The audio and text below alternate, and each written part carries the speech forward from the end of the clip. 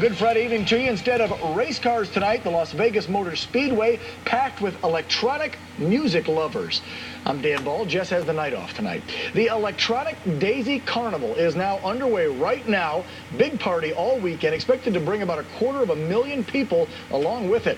And News 3's Paul Matadine, he's one of them. He's out there live at the Speedway. Paul, we know this had some controversy out in L.A. last year with a death, a couple deaths in Dallas. How's it going so far? Any problems, or is it smooth sailing so far? You know, we've been checking social media, and it seems like things are going well, but I'll tell you, we're 3 hours into the event. And take a look here. You can see traffic, and this is traffic even with cops and law enforcement restricting the flow of traffic here. This is happening on both sides of the Speedway. Now, we spoke to people about safety concerns because there really have been a number of deaths taking place in events like these, even in the past few weeks, and they tell us that they're here to have fun, and safety is really not a concern.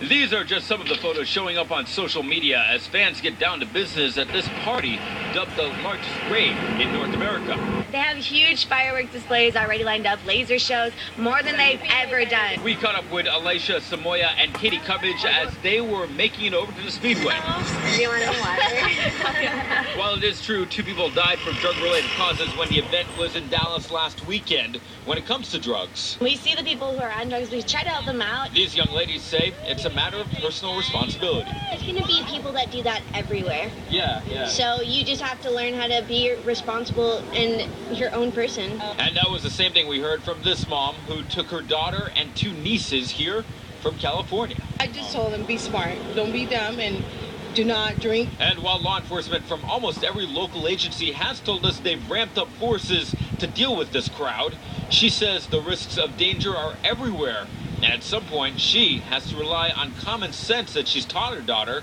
to keep her safe. Just have to take to come over here to this park to do something super overdose. It could be in a park down the street from us.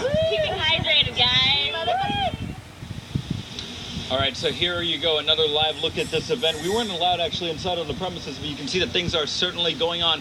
2 things I should point out. We've been checking online all day today, and we've learned, one, that apparently at least a few people have passed out waiting in line, so that could be heat-related or maybe even alcohol-related. Also, if you're planning on coming down here, all of the general admission tickets for Friday and Saturday are sold out, so you're going to have to get VIP tickets.